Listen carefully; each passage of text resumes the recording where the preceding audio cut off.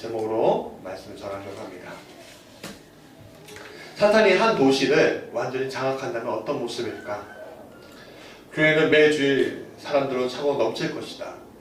그러나 교회에서는 그리스도가 선포되지 않을 것이다. 그렇다. 그리스도 없는 교회는 사탄이 만들려고 하는 교회이다. 마이클 호튼 목사님의 그리스도 없는 기독교라는 책의 한 구절입니다. 오늘 한국교회 위기는 어디서 시작된 것일까요? 교회의 세속화, 대형화, 세습 문제, 기업형으로 또 리더십의 부재, 아니면 잘못된 가르침 등등의 그 원인에서 많은 이들이 그 원인을 찾습니다. 저도 동의하지만 특별히 저는 그 위기를 이렇게 해석합니다. 사람들이 더 이상 그리스도를 찾지 않는다.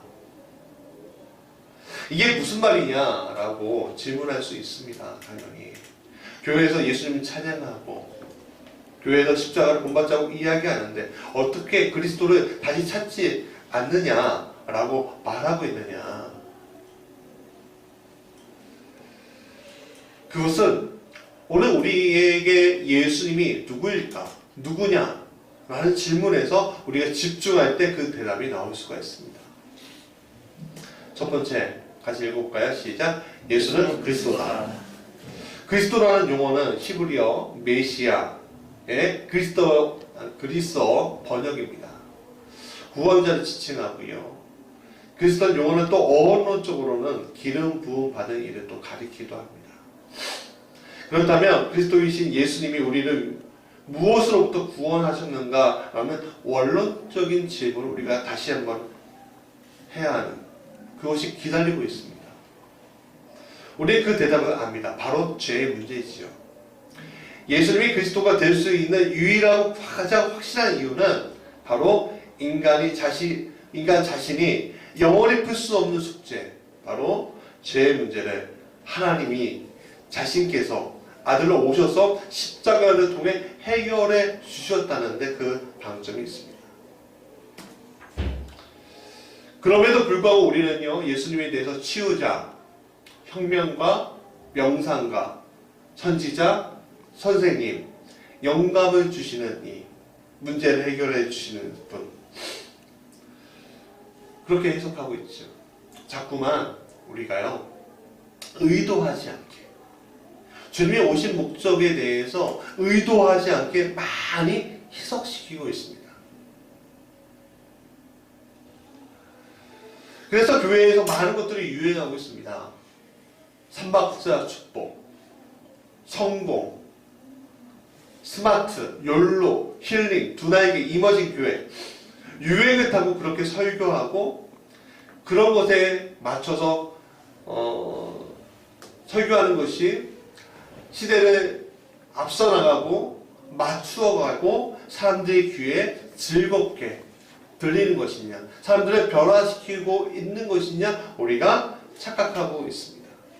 교인들은 시대가 이러니까 이런 설교를 우리가 들어야 해 라고 생각합니다. 그래서 따라가죠. 그 행복해 하기도 합니다. 틀린 것이 아니죠. 그러나 이러한 사조와 교회는 매주 교회에서 더 이상 죄의 문제들을 교회에서 거론하고 구속의 문제를 이야기하는 것에 대해서 이제는 꺼려하는 교인들이 생기기 시작했다는 겁니다. 즉, 죄와 죄사함과 구속의 문제에 대해서 더 이상 답답해. 왜 또 그 이야기를 해? 그렇게 이야기하는 사람들에게는 안성맞춤의 이야기죠. 내 삶을 변화시키려고 하고 내 삶이 좀 더 업그레이드 되고 싶어, 업데이트 되고 싶어 하는 것들의 경향을 충분히 따라가기 때문에 그렇습니다. 그러나 그렇게 하는 것들이 그 성도들에게는 안성맞춤일 수 있지만 교회가 이 땅에 존재하는 목적을 상실해버리는 결과를 초래하고 말 것입니다. 교회가 왜 교회지요? 히브리서 12장 4절 같이 읽어볼까요? 시작. 너희가 죄와 싸우되 아직 피 흘리기까지는 대항하지 아니하였고 이런 문제에 대해서 히브리서 12장 4절이 이렇게 말하고 있는 겁니다. 오늘 우리는 죄 문제에 대해서 말을 해요. 그러나 이것이 우리에게 주는 심각성에 대해서 그냥 뛰어넘어 버립니다. 잠깐 얘기하고 만다는 거예요. 그 죄가 우리를 사망에 이르게까지 하는 것을 우리는요, 저 사람들이 오히려 우리를 싫어할까봐, 아니면 우리의 마음이 더 답답해할까봐, 지금도 힘든데 내가 오늘 지금 힘들게 살고 있는데 이 사람들에게 격려하지 못하고 오히려 정죄할까봐 얘기하지 않고 뛰어넘어 버립니다. 그게 오늘 우리 교회의 모습인 거지요. 그래서 구세주이신 예수님이 아닌 조언자로서의 예수님, 나에게 정신적인 안정을 주신 예수님, 나를 육체적으로 치료하시는 예수님, 문제 해결자로서의 예수님만을 바라보고 있는 겁니다. 그래서 교회에서 설교가 십자가의 주님, 제사함의 주님, 부활의 주님으로서의 설교가 아닌 축복과 번영과 문제 해결의 주님만으로 설교가 시작이 되고 끝이 나는 것을 보게 되는 겁니다. 성도들도 나의 영적이고 근본적인 문제는 더 이상 한 번의 해결로 끝이 나면 됐지, 더 왜 나의 죄를 들추어내느냐, 더 이상 듣기 싫어하는 시대가 돼버린 거죠. 왜? 오늘 내가 사는 것이 피곤한데 교회에 와서까지 피곤한 이유가 뭐가 있어? 그 생각이 우리 안에 가득 차 있기 때문에 그런 거지. 그래서 설교가 서로는 십자가의 주님으로 시작해서 본론이 인생의 문제로 만들어져서 결론은 이 문제 해결을 위해 주님을 따르라 라고 마치는 설교가 상당히 많게 된 겁니다. 그런데 놀랍게도 성경은요, 십자가의 주님이 서론이 아닌 결론입니다. 우리의 인생의 수고하고 무거운 짐이 십자가의 주님 앞에서 무너지는 것이 결론이라는 겁니다. 다시 말해 우리의 성공, 우리의 축복, 우리의 추구하는 모든 가치관과 결론들이 십자가의 주님을 통해서 업그레이드 되는 것이 아니라 십자가로서 완결되는 것입니다. 그래서 예수님은 부자 청년에게 말씀하셨죠. 모든 것을 나눠주고 나를 따르라. 모든 것을 나눠주고 나를 따르라. 그러나 그 청년은 예수님을 통해 자신이 요 근래 업그레이드 하는 것을, 예수님을 통해서 완전히 내 삶이 바뀌어야 되는 것을 모르고 그냥 업데이트, 즉 데이터를, 예수님을 그냥 더하기만 하면 되는 것으로 착각하고 있다가 떠나게 되는 겁니다. 나에게 있어서 예수님이 전부가 되어야 하는데, 우리 성도들에게 우리 삶 가운데 예수님 내 전부가 되어야 하는데 업데이트, 그냥 친구로만 되는 것이죠. 그래서 오늘 우리의 마음이 십자가 앞에 오지 못하고 날마다 눈물로 기도하지 못하는 이유가 되는 것입니다. 자, 두 번째, 다시 읽어볼까요? 시작. 근본적인 문제 해결, 완전한 문제 해결이다. 예수님은 십자가를 통해 우리의 모든 문제를 해결하는 것일까? 아니면 근본적인 문제, 죄의 문제만을 해결하신 것일까? 그 질문을 우리가 다시 해야죠. 즉, 주님이 이 땅에 오신 것은 우리의 문제 해결입니까? 아니면 죄로부터 우리를 구원하시기 위함입니까? 마태복음 9장 5절 같이 읽어볼까요? 시작. 제 사랑을 받은 자가 하는 말과 일어나 걸어라 하는 말 중에 무엇이 있겠느냐. 중병자를 고치실 때 하신 말씀입니다. 물론 우리 주님은요, 문제 해결 능력이 있으십니다. 주의 백성들이 고통당하고 신음하는 것을 바꾸어 주시기 위해서 어떻게 하신다고요? 우주의 질서를 나를 위해 바꾸어 주신 겁니다. 그걸 우리는 뭐라고 합니까? 기적이라고 하지요. 오늘도 우리의 문제에 깊숙이 관여하고 있습니다. 오늘 우리를 도우시는 거 당연합니다. 그렇습니다. 맞습니다. 그러나 이 문제 해결이 주님이 오신 이유가 아니라는 거예요. 우리의 문제 해결이 주님이 목적하신 바가 아니라는 거예요. 1215개 죄라는 단어가 성경에 쓰여진 게 있습니다. 죄, 죄들, 종, 속죄, 하여간 죄라는 단어가 들어간 숫자가 1215개입니다. 주님은 문제 해결에 주로 오신 것이 아니고 죄로부터의 구원을 위해서 오신 것임을 우리가 알아야 한다는 겁니다. 죄로부터 우리가 구원받을 때 우리는요, 아버지와 아들과 성령이 하나가 된 것처럼 오늘 우리의 문제가 해결되는 것을 보게 되는 것입니다. 하나님을 아는 자는 어떤 사람입니까? 예수님을 따르는 사람이죠. 그들은 자신의 욕심을 버리고 오직 주님만 바라보는 사람들입니다. 그래서 야고보서 1장 15절에 같이 읽어볼까요? 시작. 욕심이 잉태한 즉 죄를 낳고 죄가 장성한 즉 사망을 낳느니라. 여러분, 문제 해결이라는 것은 욕심을 더하기 위해 우리가 만들어낸 겁니다. 그렇기 때문에 오늘 예수 그리스도로 인해서 죄의 문제가 해결되었다고 믿는 자에게는 이 욕심의 문제를 해결할 수 있는 능력을 이미 우리에게 주신 거예요. 왜냐하면 주님이 주신 비전이 아닌 것을 우리가 포기하면 되는 것이기 때문에 그렇습니다. 그게 복음이에요. 그래서 오늘 이러한 문제를 아브라함을 통해서 해결되는 것을 보게 되는데 오늘 창세기 13장 9절부터 10절까지 같이 읽어보겠습니다. 시작. 내 앞에 온 땅이 있지 아니하냐. 나를 떠나라. 내가 좌하면 난 우하고 내가 우하면 난 좌하냐. 이에 도시 눈을 들어 유다 지역을 바라본즉 소알까지 온 땅이 물이 넉넉하니 여호와께서 소돔과 고모라를 멸하시기 전이었으므로 여호와의 동산 같고 애굽 땅과 같았더라 라고 읽습니다. 아브라함 비전을 위해서 끝까지 살았지만 욕심을 위해 자신의 것을 취하지 않은 것을 오늘 본문을 통해 보게 됩니다. 욕심을 취한 것은 어떻게 됐죠? 결국 소돔과 고모라가 멸망할 때 단신으로 아무것도 없이 두 딸과 함께 피신하게 됩니다. 모든 것을 잃어버리지 않습니다. 그러니까 오늘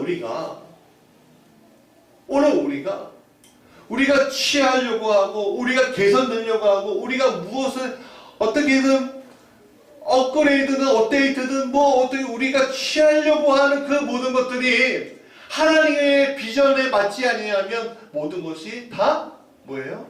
욕심이 될 수 있는 겁니다. 세 번째 같이 읽어보겠습니다. 시작. 우리는 부활의 주님. 그리스도를 믿는 자들이 죄의 문제를 해결하고 나서 비로소 보이는 게 뭔지 아십니까? 바로 부활의 주님. 부활의 주님이지. 십자가의 주님을 바라보고 고통과 아픔 속에서 자신의 죄와 함께 예수님과 못 박힌 자들은 예수님과 함께 장사 지낸 이들입니다. 그들은 죄의 문제에 대해서 이제는 완전히 대가 지불로 말미암아 해방된 사람들입니다. 좀 딱딱하죠. 그러나 실체적인 이 근본적인 문제에 대해서 우리는 해결받은 사람이라는 것을 우리가 믿어야 한다는 겁니다. 그러나 우리가 이 죄의 지불에 대해서 끝난 것이 아니에요. 한 가지 더 남았어요. 가장 중요한 게 그게 바로 주님이 약속하신 것이 있다는 거죠. 요한복음 14장 6절 같이 읽어보겠습니다. 예수께서 이르시되 내가 곧 길이요 진리요 생명이니 나로 말미암지 않으면 아버지께 올 자가 없느니라. 이것은요, 길이요 진리요 생명은 죽은 자가 할 수 있는 것이 아닙니다. 왜냐하면 죽은 자에게는 생명의 길이 없기 때문에 그렇습니다. 그래서 아버지가 아들의 순종의 십자가를 승리의 십자가로 만드신 겁니다. 사흘 만에 우리 앞에 나타나게 만드신 겁니다. 누가? 창조주 우리 아버지가요. 그 주님을 첫 번째 만난 사람이 있죠. 누구죠? 마리아입니다. 막달라 마리아. 이 막달라 마리아, 그녀는요, 예수님을 통해서 자신의 죄를 해결했습니다. 그리고 제일 먼저 부활을 본 증인의 한 사람으로 섰습니다. 막달라 마리아, 예수님을 끝까지 지키던 최후의 제자였습니다. 많은 제자들이 도망갔습니다. 그러나 막달라 마리아는 끝까지 예수님의 곁을 지켰죠. 죽음이 설사 온다 해도 뿌리치지 않겠다라는 결심을 한 사람이었죠. 예수님을 정말로 사랑하던 사람이었습니다. 그리고 제일 먼저 죽으신 예수님께 달려갔습니다. 다른 제자들이 숨죽일 때, 도망가 피신했을 때, 막달라 마리아는 죽으신 예수님을 찾아가서 구문의 장사를 지내려고 했습니다. 그럼 그에게 예수님이 제일 처음 나타나신 거예요. 그리고 그의 이름을 불렀습니다. 마리아야, 마리아야. 그렇습니다. 오늘 우리도 막달라 마리아처럼 부활의 주님을 만나야 합니다. 우리 죄를 사해준 십자가만이 아니라 생명의 길을 완전히 열었음을 증명하신 그 예수님을 우리가 만나야 한다는 겁니다. 만난 사람은 증인이 되는 것입니다. 자, 우리 한번 이거 해볼까요? 자신의 입으로 한번 불러봅시다. 예수님이, 내가 스스로 부르는 거지만 예수님이 나를 부른다고 생각하고 자기 이름 한번 불러보겠습니다. 시작. 이주원아. 다시 한번 시작. 이주원아.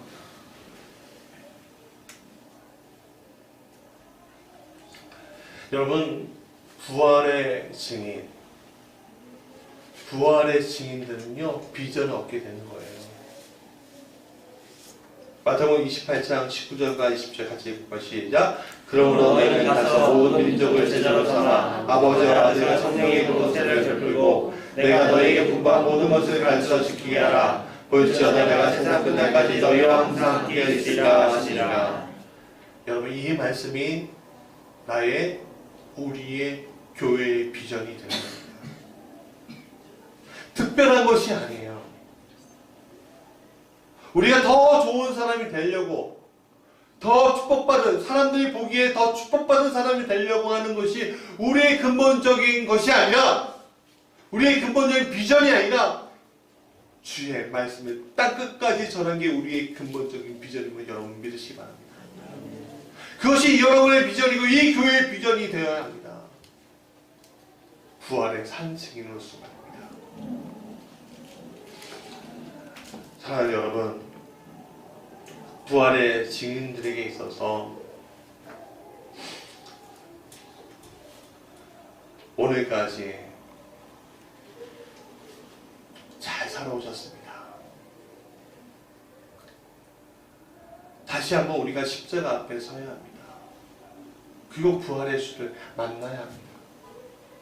그것이 오늘 우리가 만나는 그 예수님의 부활에 대처하는 우리의 모습인 거죠. 우리는 예수님을 사랑한다는 말합니다. 그러면 죽으신 그 예수님을 향해서 어떻게 해야 되죠? 마리아처럼, 이 막달라 마리아처럼 달려가야죠. 달려가야죠. 부활의 주님을 만나기 전에 그 예수님이 죽으심을 마음 아파하면서 미안해하면서 죄송해하면서 달려가고 그 예수님을 우리가 만나야죠. 그럴 때 기대하지 않았다. 아니 내 마음 깊이 기대는 하고 있었지만 물음표가 있었던 그 질문, 예수님 부활하실 수 있으실까? 라는 그 질문의 해답이 우리에게 다가오는 것입니다. 그래서 자, 여러분 이것이 복음입니다. 다른 게 복음이 아니에요. 이것이 복음이라는 겁니다. 우리가 죽지 않고 다시 살아남을 믿는 것, 그래서 부활의 증인으로 서는 것, 그것이 복음이고 비전인 겁니다. 우리가 가야 할 목적지, 서야 할 목적지가 바로 여기에 있습니다. 제사함 받고 난 후 진정으로 바라봐야 할 것, 부활. 오늘 이러한 제사함 받고 부활의 증인으로 서 있는 이 아침, 여러분께 하나님의 은총이 넘쳐나게 간절히 축원합니다. 기도하겠습니다.